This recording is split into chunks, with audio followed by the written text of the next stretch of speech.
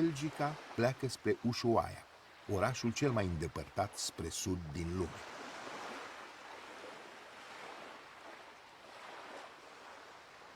Sunt cât se poate de mulțumit că trec prin toate canalele țării de foc, căci regiunea aceea se bucură de o reputație de pitoresc pe care cred că o merită.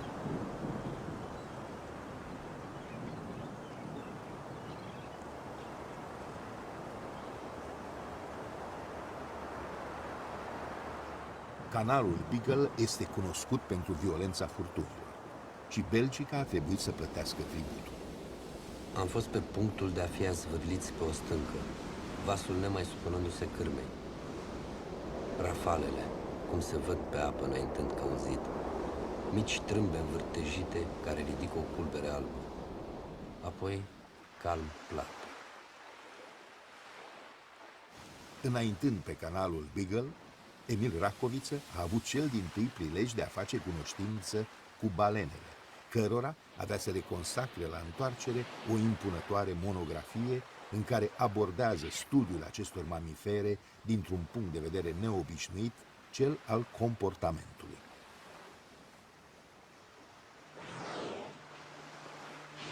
Se scufundă regulat, uneori cu tot corpul dintr-o dată, altor cu capul înainte și atunci se vede coada apărând la suprafață. Joi, 23 decembrie. După amiază urc. Bună ziua tuturor și bine ați venit la un nou atelier Arborele de Cultură, atelierul dedicat lui Emil Racoviță. V-am prezentat la început câteva imagini dintr-un documentar realizat, Exploratorul, realizat pentru a prezenta viața și cercetările lui Emil Racoviță. Și am selectat exact bucata de la Ushuaia spre Antarctica, despre care noi vom vorbi astăzi, despre viața și cercetările sale, dar aceasta este totuși, cel mai mulți dintre noi îl cunoaștem pe Emil Racoviță ca membru în expediția Belgica. Am pregătit ca de obicei și o prezentare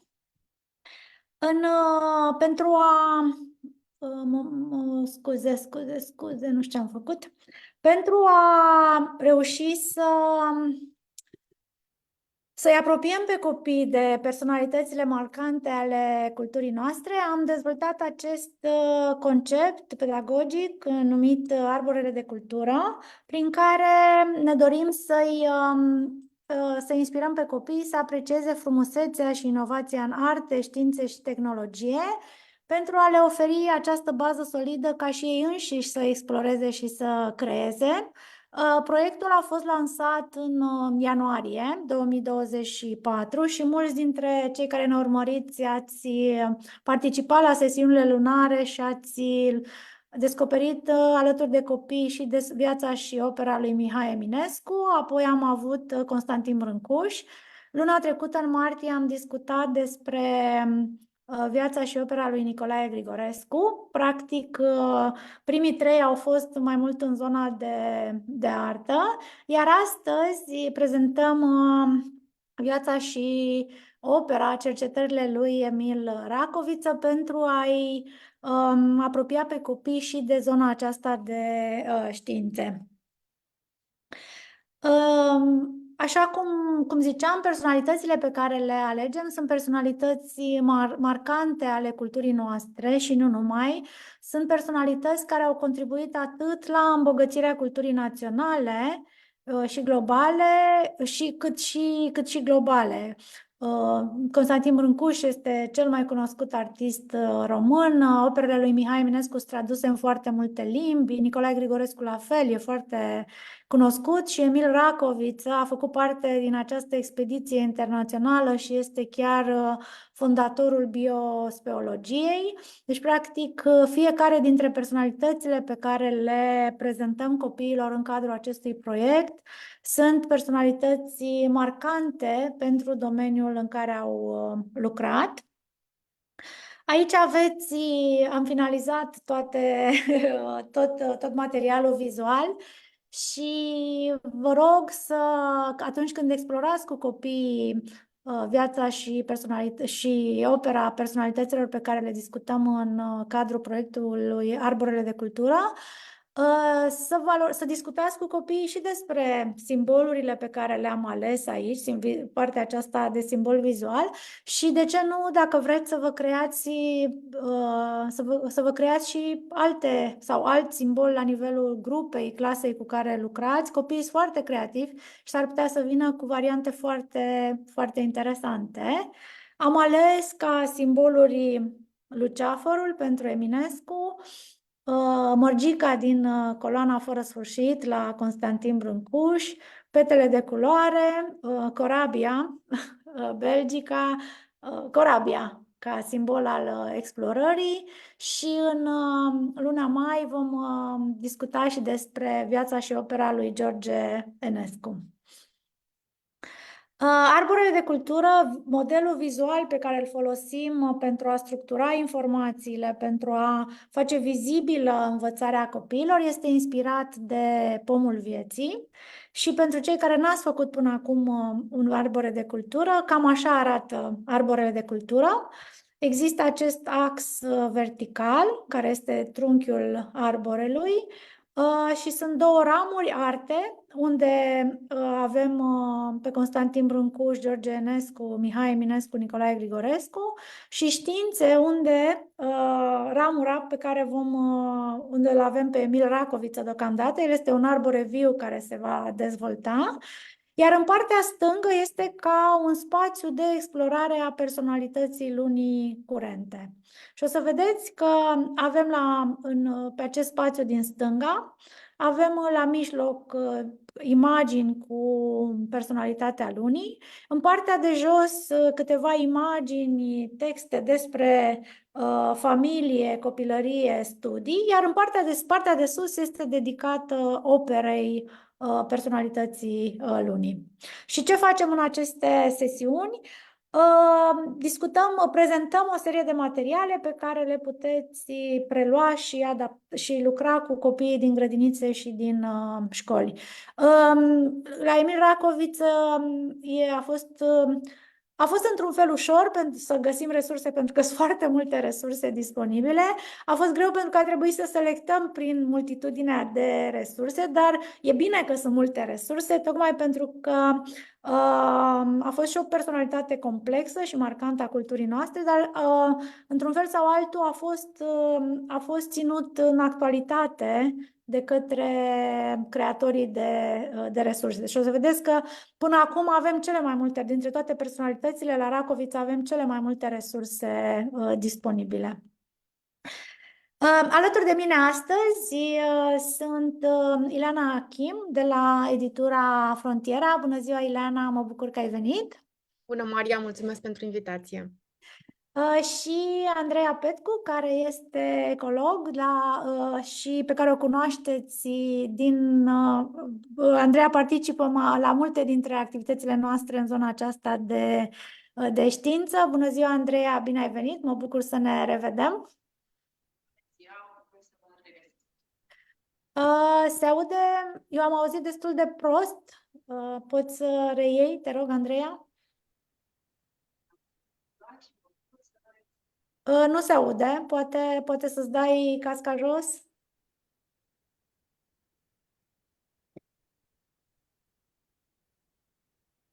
Nu.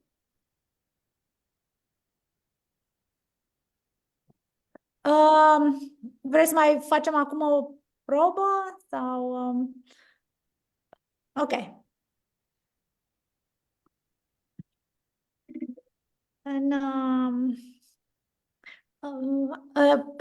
Pentru a face și mai dinamică prezentarea, am făcut și acest GIF, tocmai pentru că eu de câte ori ne gândim la Racoviță, ne gândim la această expediție fabuloasă și foarte grea pentru o expediție care a avut loc acum 100 de ani. Vă dați seama, cu tehnologia, cu resursele de acum 100 de ani, chiar și în zilele noastre, Antarctica e un loc puțin primitor, dar acum peste 100 de ani. Și am ales câteva cuvinte cheie aici, pe lângă cele pe care le propunem noi. Vă invităm să continuați această serie de Emil Racoviță este și cu copiii. Tocmai așa, să alegeți niște cuvinte care inspiră pe ei, niște cuvinte care au sens pentru proiectul tematic pe care îl veți desfășura cu cei mici.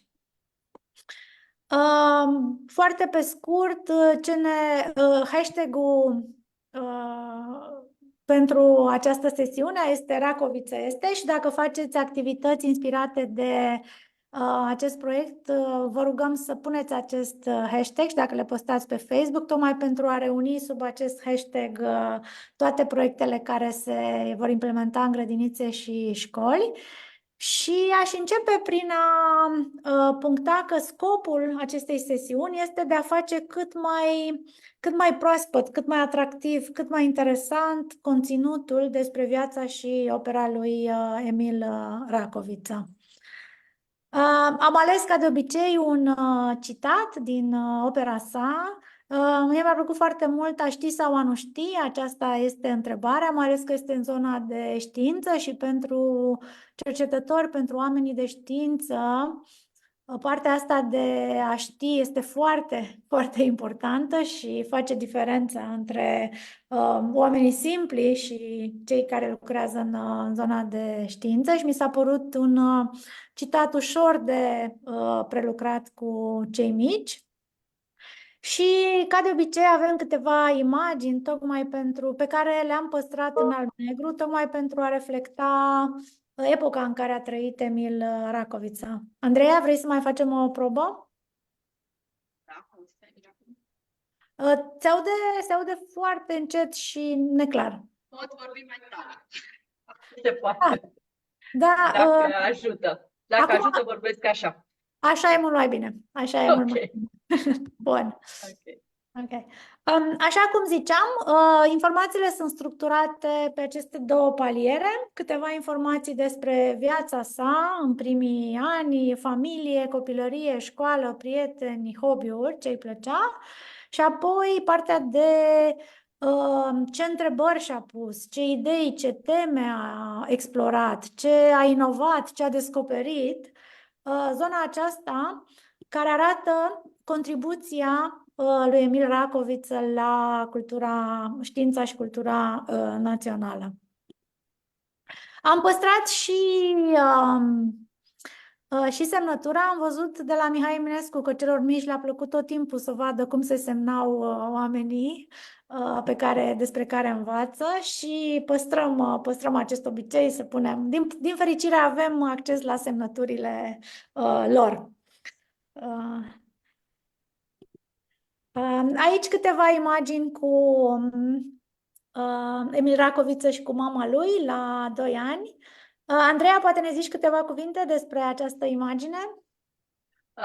Este foarte interesant și pentru noi adulții, dar și pentru copii să privim anumite particularități anatomice și chiar dacă nu scrie pe imagine câți ani are Emil Racoviță aici, faptul că putem observa mâna, palma, ne oferă un indiciu. Atâta timp cât copiii au musculatura slab dezvoltată la nivelul palmei, se observă aceste pernițe atât între antebraț și palmă, cât și între palmă și degete. Așa că putem presupune, având în vedere faptul că stă în picioare în această imagine, putem presupune că avea undeva între 1 an și 2 ani Emil Racoviță aici, în timp ce în următoarea imagine.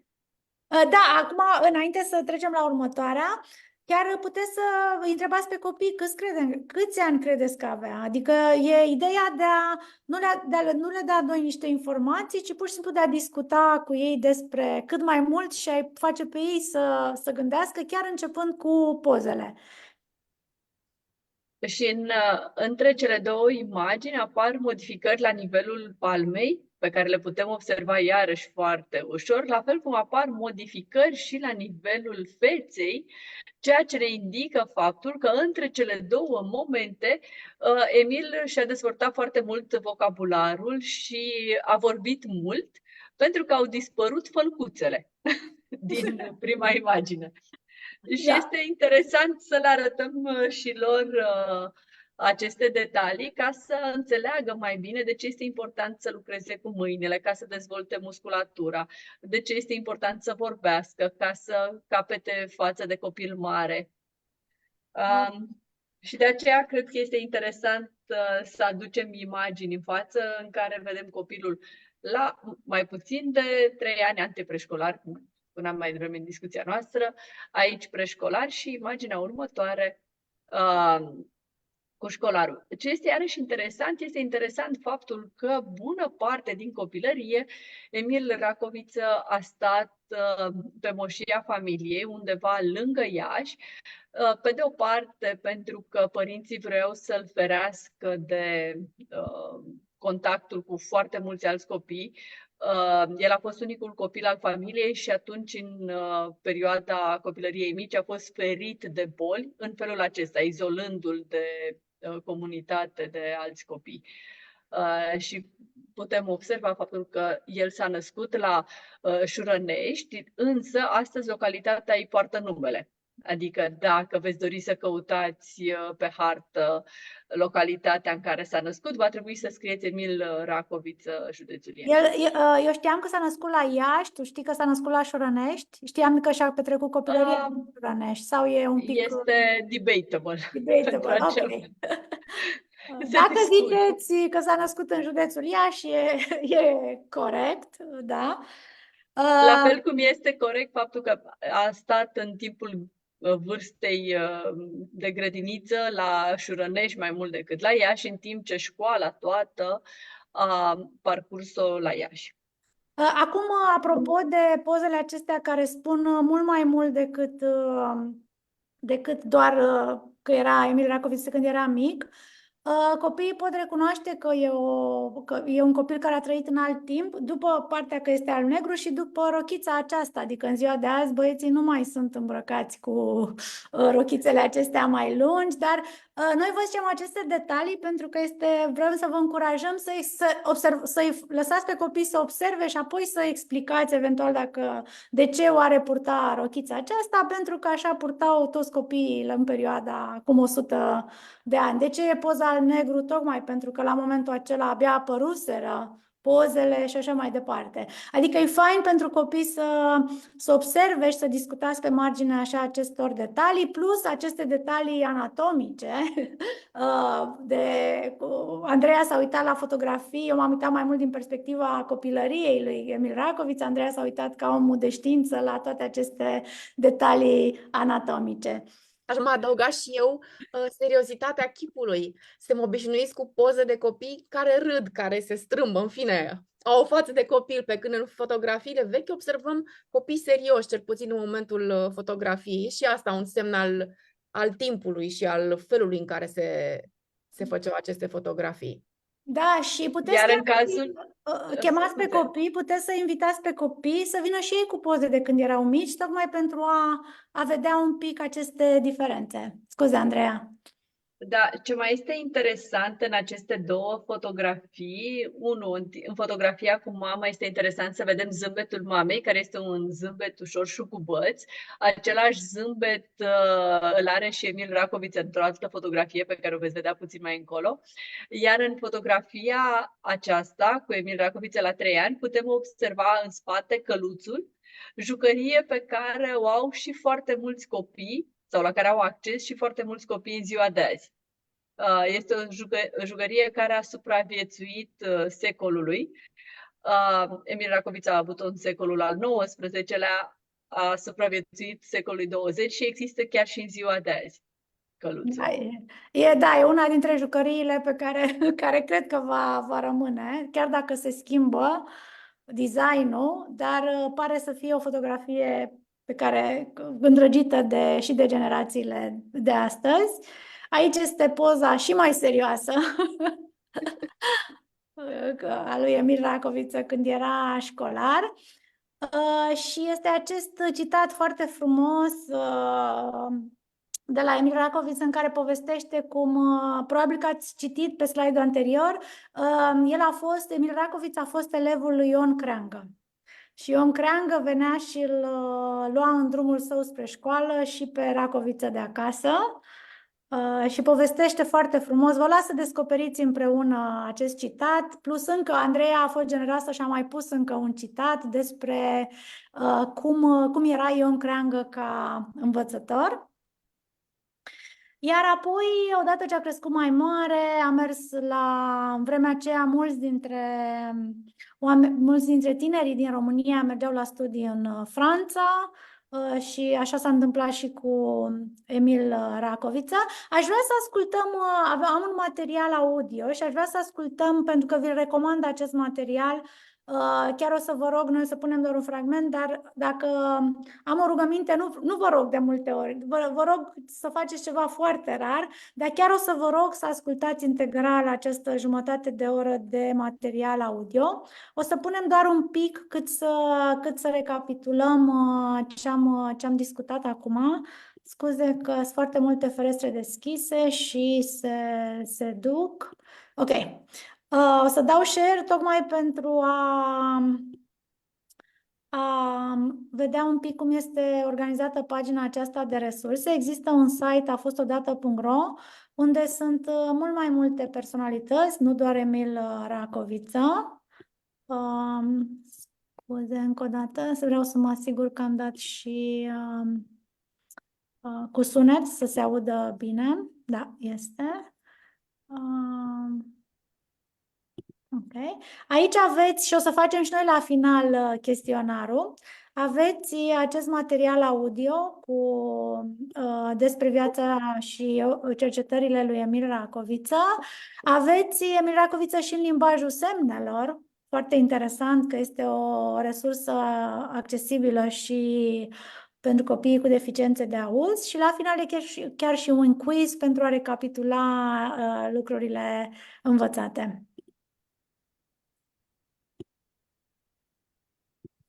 Un moment, gata.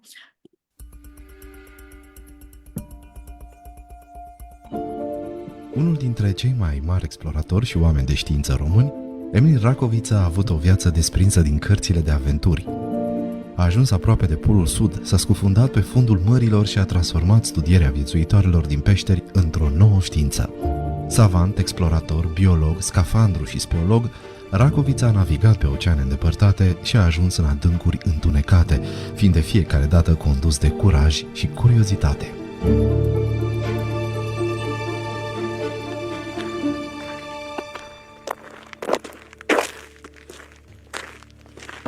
Racoviță s-a născut în anul 1868 într-o familie de boieri moldoveni înstăriți la Iași. Tatăl său era urmașul direct al unor domnitori din Moldova și țara românească. În casa din Copou se auzeau zilnic acorduri muzicale, mama sa fiind o pianistă foarte talentată. Sub masa din lemn de mahon din salon, Emil o asculta și construia lumi imaginare. Era pe rând capitan de corabie, explorator sau conducător de locomotivă. Adesea casa părintească îi găzduia pe cei mai de seamă oameni ai orașului. Tatăl său era printre fondatorii Junimea, cea mai importantă societate literară a vremii, din care făceau parte Mihai Eminescu, Ion Creangă, Ion Luca Caragiale, Ioan Slavici și Vasile Alexandri. Fascinat de discuțiile lor, băiatul visa să străbată lumea în lung și în lat.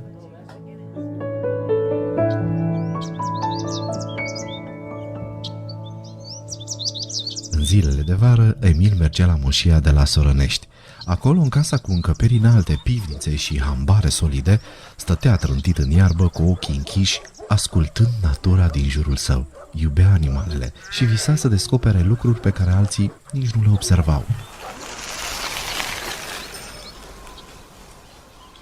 Fiind singur la părinți, tânărul a avut parte de cea mai bună educație. Tatăl său l-a dat în grija celui mai iubit învățător din Iași de la acea vreme, scriitorul Ion Creangă. În fiecare dimineață, la ora 7, Creangă ajungea în fața porții lui Emil și fluiera cu degetele să-și anunțe prezența. Cu ghiozdanul deja în spate, băiatul sărea peste masă, vărsa cana cu cacao și fugea către învățător, fericit că îl poate ține de mână până la școala din Păcurari. "O poveste, domnul Creangă, o poveste!" îl ruga adesea băiatul. Creangă nu era un învățător obișnuit. Îi plăcea să se joace cu elevii și să boteze literele și numerele pentru ca aceștia să le țină minte mai ușor. Ajungem la școală și îi descoperim pe Crăcănatul, pe Ghebosul, pe Covrigu, îi răspundea acesta, învățându-l să scrie cu hază literele M, G sau O.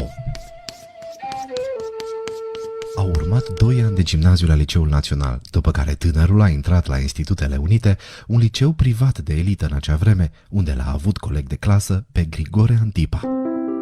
Prietenia care a legat pe cei 2 în anii de școală a durat toată viața. Ambii își vor prețui mereu profesorii Petru Poni, cel mai mare chimist român, Adexenopol, un mare profesor de istorie și, nu în ultimul rând, profesorul de științele naturii Grigore Cobălcescu.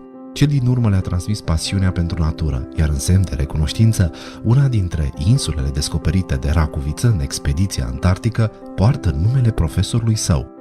Cine avea să-și imagineze că peste ani, cei 2 adolescenți care îl însoțeau pe Cobălcescu prin împrejurimile Iașului aveau să devină 2 dintre cei mai mari oameni de știință ai României. Câteodată lumea e chiar mică, nu?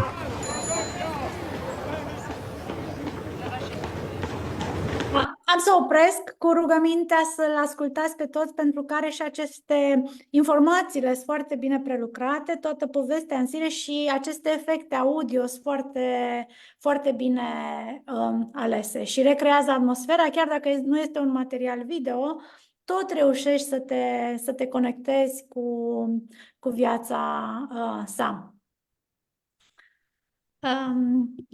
Aici, oricum, în pachet găsiți toate aceste informații. Înainte de a ajunge la cărțile despre Racoviță, am mai găsit o informație importantă și aici, Andreea, poate spui câteva cuvinte despre această imagine care este foarte interesantă și specială. În primul rând, este interesantă pentru că ne arată faptul că Emil Racoviță întotdeauna a continuat ceea ce a început și nu au existat rupturi semnificative în evoluția carierei dumnealui. Dânsul, așa cum mai arătat mai devreme, a studiat dreptul, dar și științele naturale la Paris. Dreptul pentru că a continuat tradiția familiei, tatăl său fiind jurist, științele naturale pentru a-și urma sufletul. A mers în Antarctica, iar la întoarcere, cel mai important studiu pe care l-a publicat a fost cel care se referă la viața balenelor, a cetaceelor, cum se numește studiul. Iar ca o consecință firească, după ce a publicat acest studiu, colegii săi de la Sorbona l-au recomandat să preia conducerea stațiunii de cercetări maritime din sudul Franței, de la Bayonne-sur-Mer. Din păcate pentru el, acest lucru s-a întâmplat cam în aceeași perioadă în care a avut loc primul război mondial. La un moment dat, institutul s-a transformat în bază militară, dar a fost o ocazie bună să înceapă să-și exerseze talentul de scafandru. Și așa se face că el a fost cel căruia i s-a făcut prima fotografie subacvatică reușită. Au mai fost și altele înainte, dar nu au reușit. Diferența a fost dată de faptul că el, după cum se poate observa și în imagine, avea în mână un obiect care emitea lumină și în felul acesta a putut fi surprinsă fotografia la 10 metri sub apă. Se poate observa faptul că era ancorat, la fel cum se poate observa și faptul că respira sacadat și avea foarte mari emoții, pentru că ies bule de aer foarte multe. Dar este și așezat, ceea ce înseamnă că a durat ceva până a reușit să-i se facă fotografie. Deci nu le-a ieșit din prima. După această perioadă, în Mediterana, foarte greu i-a fost să se întoarcă, să se desprinde de Franța. Însă, după cum se poate vedea, au fost niște momente cheie în tot acest parcurs, un melanj, un amestec între plăcerile sale. După expediția în Belgica, din această expediție, el a păstrat această fotografie de suflet în arhiva personală cu pinguinul imperial. Puteți observa basca care l-a însoțit permanent, a purtat-o și la Baia-sur-Mer. Avem fotografii cu aceeași bască, este interesantă. Și este la muzeul din Cluj, basca aceasta e păstrată.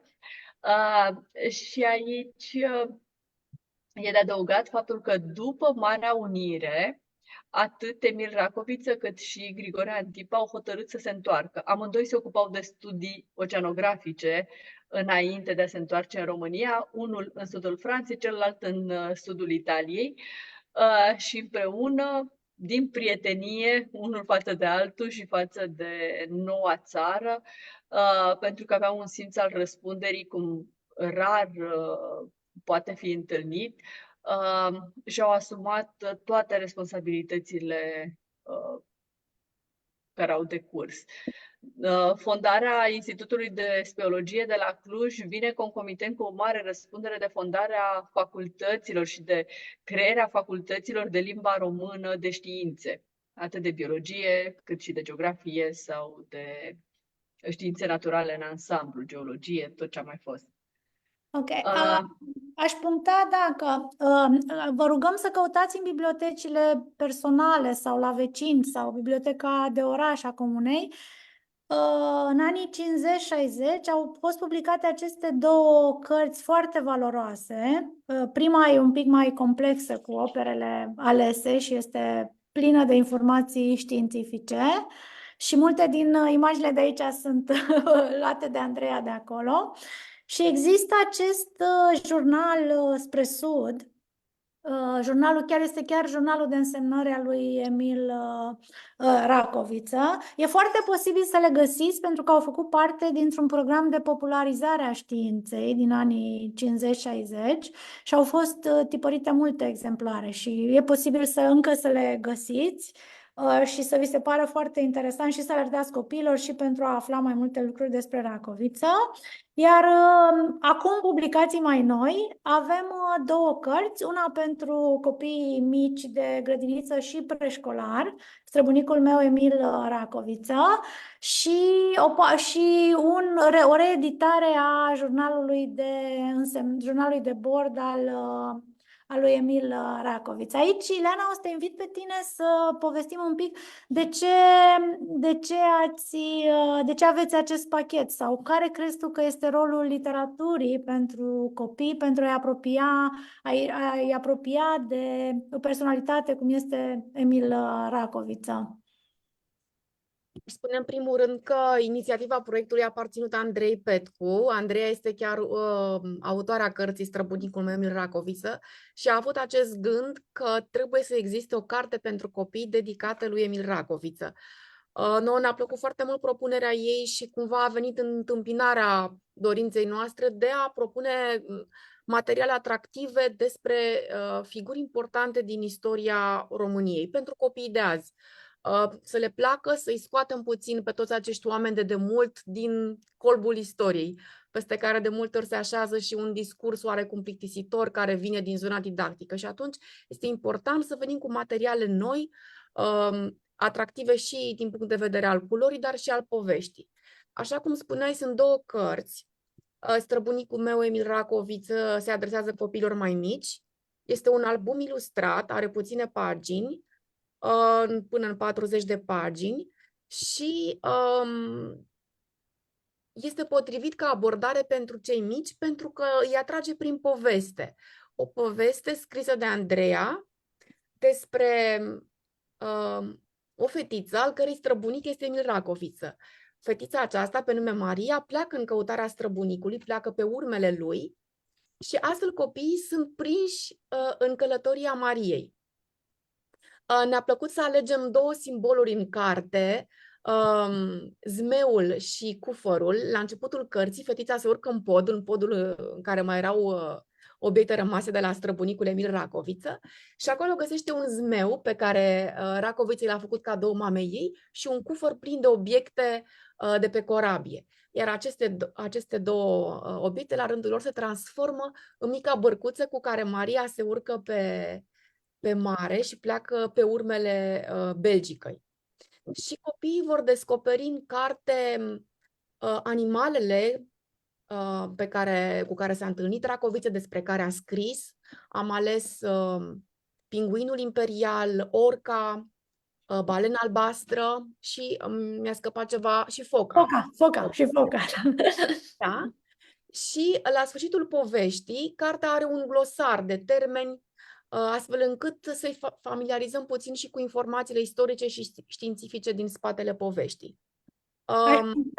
Aici aș puncta că, deși este o carte de ficțiune, ea respectă totuși călătoria reală a lui, adică informațiile legate de animale sunt reale.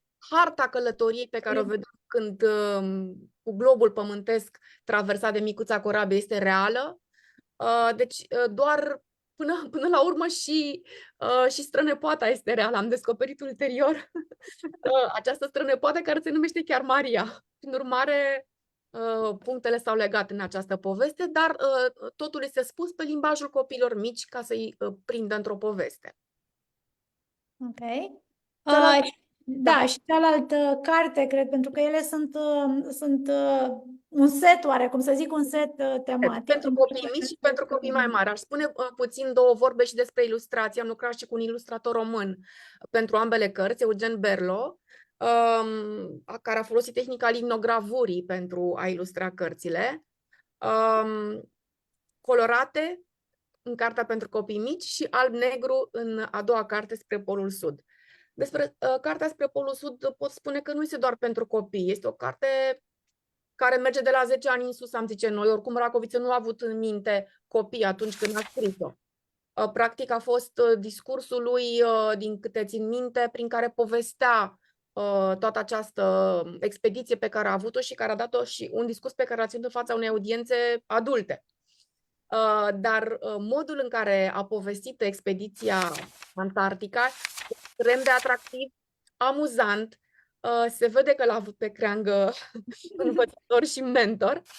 Mă gândeam în ce prezentai la început arborele de cultură și felul în care avem ramura științe, ramura artă. Cred că de multe ori ele se suprapun și se intersectează, pentru că și la Brâncuș vedem geometrie și matematică în sculpturile lui, dar și la Racoviță găsim talent literar și recunoaștem această tradiție moldovenească de povestitori care ne plac atât de mult. Prin urmare, lectura acestei cărți este extrem de plăcută, de agreabilă, nu este deloc scorțoasă și rigidă, cum ne-am așteptat de la un tratat științific, să spunem. Ok. Da, eu am selectat, mi-mi place foarte mult finalul și am vrut să citesc, să avem acest, pentru că reflectă și credința lui, de ce a făcut el ceea ce a făcut. Celor care finalul este practic cu ce vrea Emil Racoviță să rămânem noi despre cei care au ajuns în această expediție belgică. Celor care își vor aminti de expediția noastră, aș fi fericit ca să le evoce următoarele cugetări. Au fost odată 19 oameni care au plecat pe un mic și șubred vas ca să exploreze Polul Sud. Ei nu erau nici bogați, nici puternici, nici renumiți, dar erau conștienți de ceea ce se duceau să facă și știau ce îi așteaptă. Și ajunși acolo, au făptuit greșeli și au fost prada slăbiciunilor omenești, dar au lucrat cât au știut mai bine și au făcut tot ce au putut. Și s-au întors numai 17, zicându-și că moartea celor doi tovarăși și propriile lor suferințe nu vor fi fost cu totul zadarnice, căci au putut adăuga o mică pietricică la edificiul științei, la acest focar de lumină, de adevăr și de dreptate, ce călăuzește omenirea spre timpuri mai bune. Adică el a fost foarte conștient și responsabil față de această mică pietricică pe care au reușit să o pună împreună pe edificiul științei. Și, într-adevăr, mi se pare foarte frumos cum a formulat. Noi n-am folosit cuvintele astea în ziua de astăzi. Dacă îmi permiți, aș cita și eu ceva tot din Racoviță, am pus pe coperta din spate a cărții, mi se pare extrem de inspirațional, că până la urmă căutăm peste tot modele pentru noi și pentru copiii noștri. Călătoriți! Duceți-vă să explorați regiuni de pe globul nostru încă necunoscute sau insuficient studiate. Ieșiți din mediul obligatoriu strâmt în care trăiți. Vedeți bine că ne putem întoarce oricând, chiar dacă plecăm pe un mic vas ca să înfruntăm furtunile, pământurile neprimitoare și banchizele înghețate. Iar câștigul pe care îl dobândiți din orice călătorie va fi enorm. Voința voastră va fi întărită și veți avea o viziune mai corectă asupra lucrurilor. Vă veți obișnui să nu mai contați doar pe voi înșivă, ceea ce vă va da o încredere mai mare în propriile voastre forțe. Mi se pare extraordinar și sunt vorbele unui om încercat, nu unui om care scria de la un birou de pe moșia lui, ci un om care a stat un an prins între banchize, care a cunoscut foamea, frigul și a avut experiențe limită pe care nu toți le avem.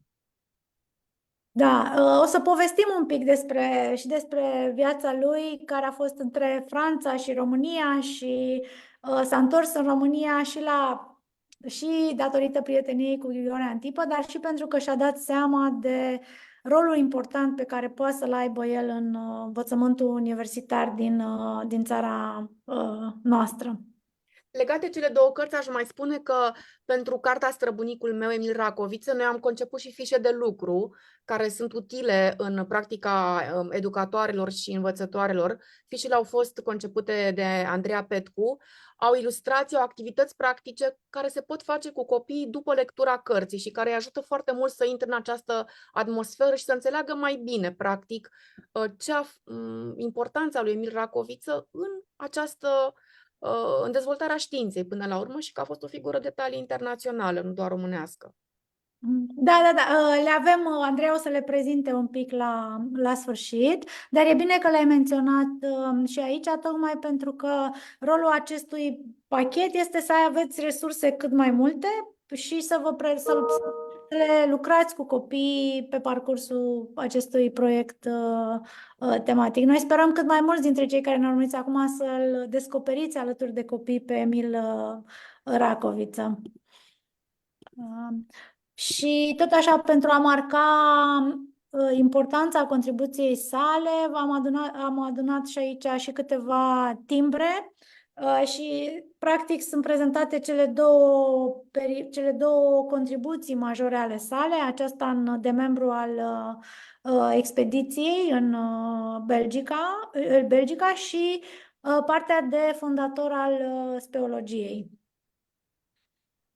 Sunt foarte frumoase și aici mai aveți câteva informații, sunt foarte multe resurse și mi-a mai plăcut foarte mult și medalia aceasta.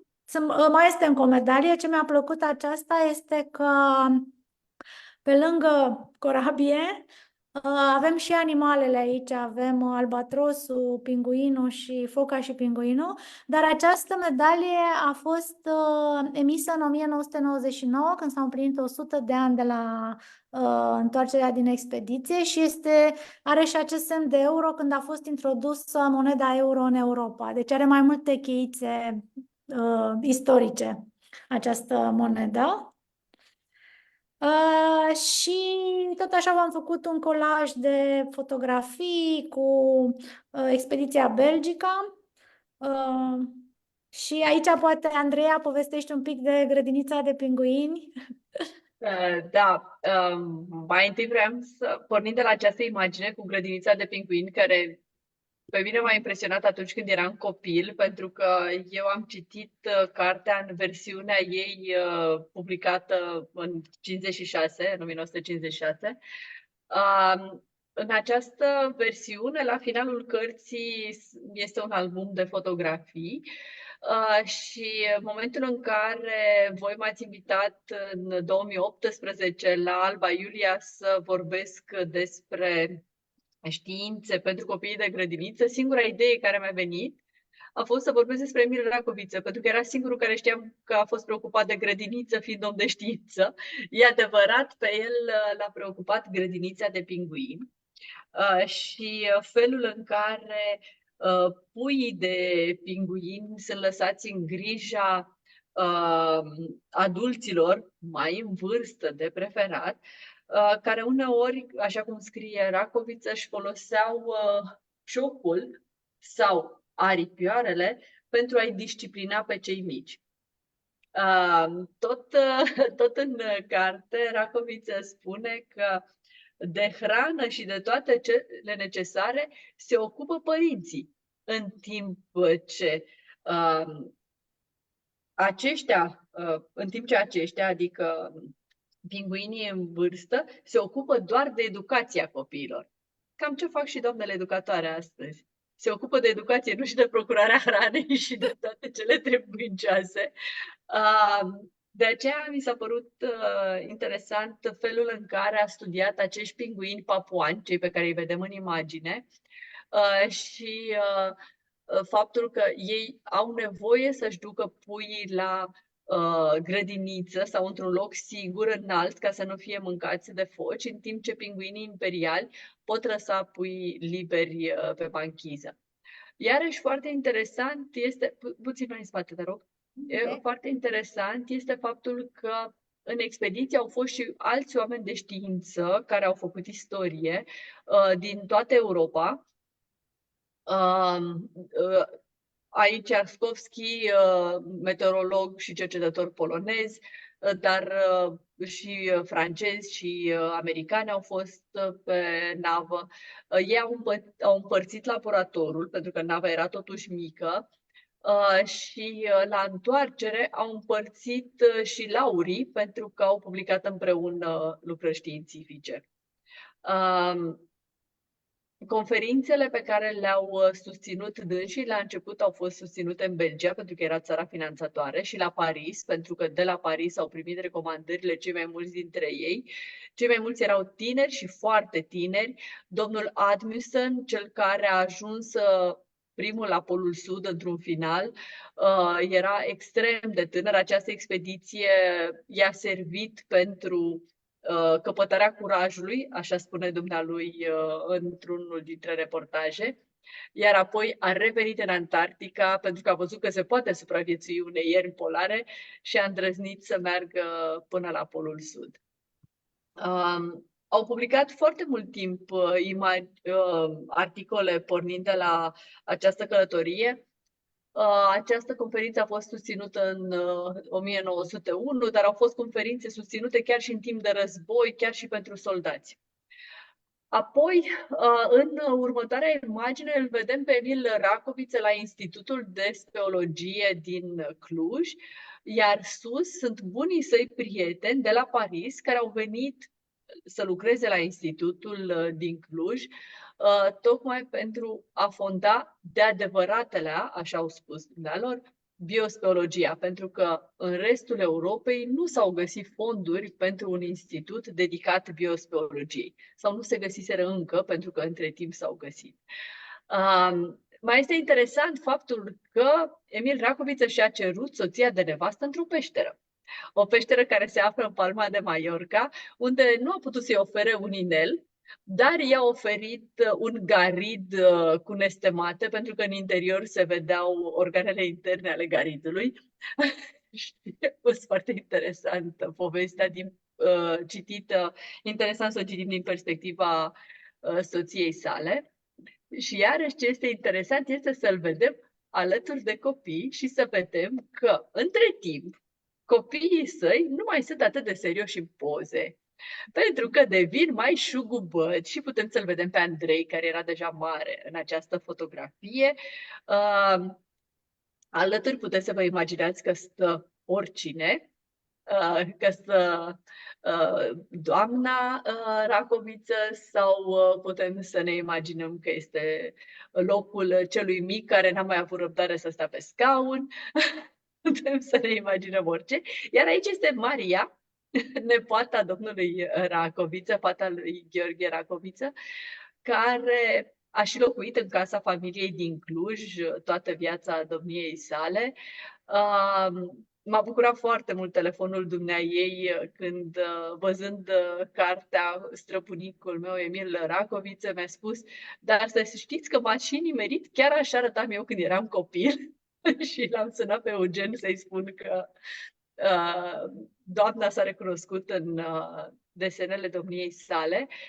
Domnul Racoviță a încercat de fiecare dată să aducă bucuria descoperirilor către copii și să facă din descoperire și din procesul descoperirii un scop și nu din descoperirea în sine. Și foarte frecvent în articolele sale științifice menționează acest lucru. Felul în care, parcurgând pas cu pas fiecare etapă, te dezvolți și scapi de mediocritate. Folosește foarte des acest cuvânt, mediocritate, în articolele științifice și spune cât de important este să nu mai fim mediocri și să urmărim pas cu pas ceea ce ne dorim. Așa că am propus și avem aici o listă. Aici doar, scuze Andreea, preiau un pic până ajungem la desenul pas cu pas. Aici e o listă cu linkuri de resurse. V-am zis, din perspectiva asta, sunt foarte multe resurse și foarte interesante, că la fiecare mai aflăm câte ceva, mai vedem câte ceva nou. Și sunt multe materiale video din care puteți alege bucățele pe care să le prezentați copiilor din grupele, clasele dumneavoastră, în funcție de cât de mult timp vreți să alocați sau de vârsta, de interesele copiilor. Vă recomand să începeți să auziți Român de poveste, care este bucățica pe care v-am prezentat-o eu audio, dar care are efecte audio și care are povestea întreaga vieții. Și apoi ușor, deodată ce aveți noastră imaginea de ansamblu, să vedeți unde vreți să detaliați cu copiii. Avem activitățile standard de la arborele de cultură, planșa aceasta cu județele, astfel încât copiii să deseneze județul în care s-a născut Emil Racoviță. Și aici m-aș bucura dacă o să facă legătura și cu alte personalități care s-au născut în Iași, în Botoșani, în zona aceea din Moldova. Vedeți dacă copiii își amintesc. Apoi aveți știați că, și aici câteva știați că, dar în quiz-ul pe care îl facem împreună la final o să vedeți că sunt și mai multe informații din acestea interesante care pot părea mai atractive, care sunt mai atractive și pentru noi adulții, nu doar pentru copii. Aici, tocmai pentru că a fost această prietenie personală și științifică, i-am pus împreună pe cei doi, Grigore Antipa și Emil Racoviță. Mai ales că Muzeul de Științe Naturale din București poartă numele lui Grigore Antipa. Și am ajuns la desenul pas cu pas, Andreea, activitatea pe care o pui alături de fișele celelalte de la editura Frontiera. Desenul pas cu pas mi-a rămas de la România de poveste, când de fiecare dată la final aveam un desen pas cu pas. M-am oprit la Pinguinul Imperial, care este și pe copertă. Și alături de care începe călătoria Mariei în Antarctica. Și ca de obicei am propus desenul întâi al capului, apoi al trunchiului, al membrelor, la început în creion, după care putem să adăugăm poate un tuș sau o peniță ca să accentuăm caracterele importante. Pentru Pinguinul Imperial este importantă această postură maestoasă. Și, bineînțeles, puteți adăuga și culori, dar eu, ca biolog, nu m-am oprit la culori, am rămas la desenul cu creionul grafic. Am dezbătut cu Andreea dacă îți prezentăm balena, pas cu pas sau pinguinul, dar am ales pinguinul pentru că pe 1 aprilie am sărbătorit Ziua Internațională a Păsărilor și am vrut să rămânem în zona aceasta a păsărilor, dar evident contribuția sa, așa cum ați văzut și la început în video, contribuția lui Racoviță a mers și în zona studierii balenelor și chiar a descoperit un tip de balenă, balena cu cioc, adică și acolo sunt lucruri foarte interesante pe care le puteți explora cu cei mici. Pentru cei care nu ați văzut Pușculița cu povești, unde am citit străbunicul meu Emil Racoviță ieri, puteți revedea, aveți aici linkul la înregistrare, puteți revedea și prezenta cartea și copiilor, tocmai ca un punct de introducere foarte, foarte fain. Poveștile îi ajută pe copii să înțeleagă așa succint și atractiv o anume temă și îi apropie practic de... Cartea aceasta face și o legătură așa între generații. Toți avem străbunici, străbunici și din ce povesteam cu Andreea, îl putem considera cu toți străbunicul nostru pe Emil Racoviță, dacă Da, este... Aceasta, foarte important pe care l-am propus, să rămână în titlu străbunicul meu Emil Racoviță, nu doar Emil Racoviță, tocmai pentru a ne-l considera străbunicul nostru al tuturor și a ne putea raporta în mod personal la această poveste. Și poate să se pot face, evident, cu copiii activități de genul arbore genealogic sau cine a fost străbunicul tău, cât de bine îi cunoști, întreabă-ți bunicii, nume din familie, adică temele de discuție care se pot deschide cu această carte sunt foarte multe. ce mai este iarăși interesant, pe mine tot timpul mă întreabă lumea la orice întâlnire cu elevii, cu copiii mici, mă întreabă dacă chiar este de adevărat la străbunicul meu și mi-am schimbat numele la căsătorie. Și și le spun tot timpul că este străbunicul meu de suflet.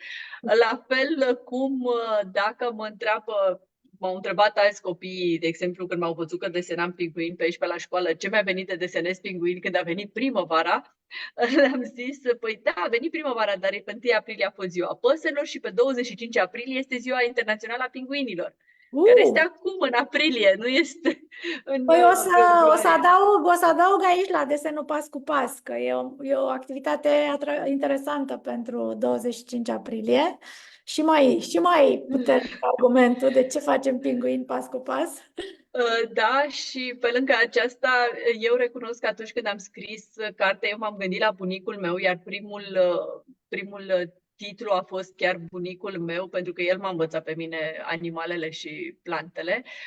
Și m-am bucurat când am văzut că este în apropierea lui Sfântului Gheorghe, pentru bunicul îl chema Gheorghe, așa că am zis, ia uite frate ce asemănare, ce coincidență.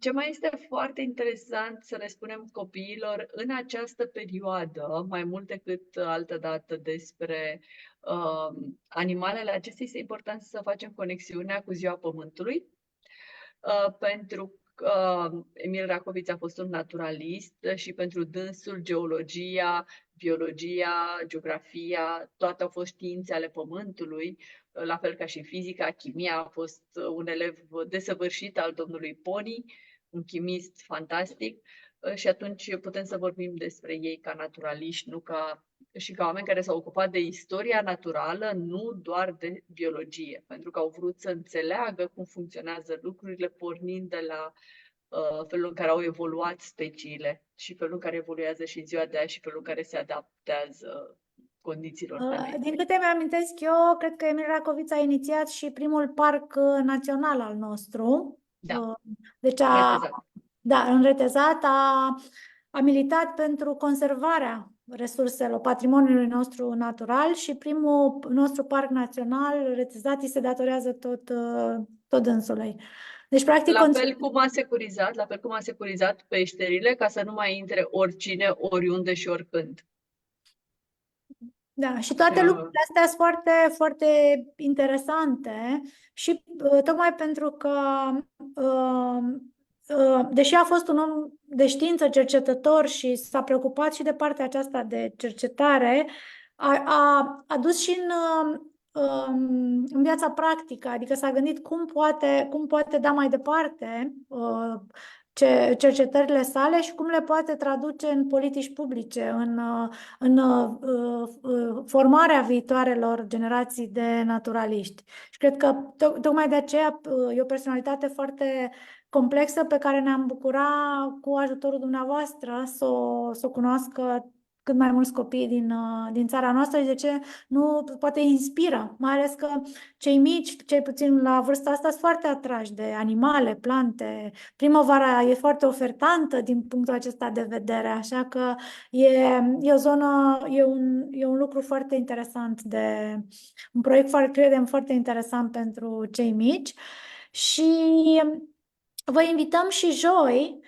când o să avem, tot cu Andreea, o întâlnire, un alt atelier în cadrul proiectului România de Poveste. Acolo discutăm despre exploratori.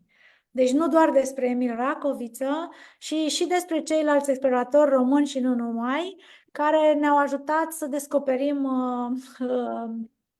planeta noastră. Și de ce nu chiar mai sus de planeta noastră, pentru că acum planeta noastră mai mult sau mai puțin e cunoscută. Următoarea frontieră de explorare devine spațiul, universul. Și de aceea vă invităm să lucrați cu copiii, să postați activitățile pe care le considerați relevante și să creșteți acest arbore de cultură în grădinițele și școlile dumneavoastră. Vă mulțumesc foarte mult pentru participare astăzi. Andreea și Ileana, în ordinea în care vreți, vă rog să adresați un gând la finalul acestui atelier.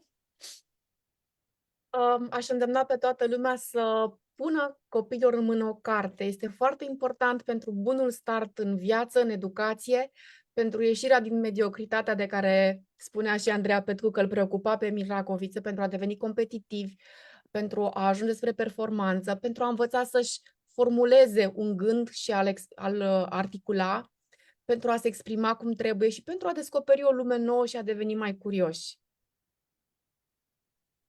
Iar eu mă bucur că a intrat Emil Racoviță în acest arbore de cultură și știință, pentru că este ceea ce visez de ani de zile, să nu mai separăm realul de uman și să înțelegem că toate funcționează ca un întreg și să le și prezentăm copiilor încă de mici acest întreg așa cum este el. Vă mulțumesc foarte mult, Andreea și Ileana. Vă mulțumesc tuturor celor care ați participat și vă așteptăm cu drag la următorul atelier, luna viitoare, Arborele de Cultură, când îl vom descoperi pe George Enescu, o altă personalitate marcantă a culturii noastre. Și vă așteptăm și joi la atelierul Exploratori, unde vom continua discuția despre importanța și rolul exploratorilor în civilizația umană. La revedere! La revedere!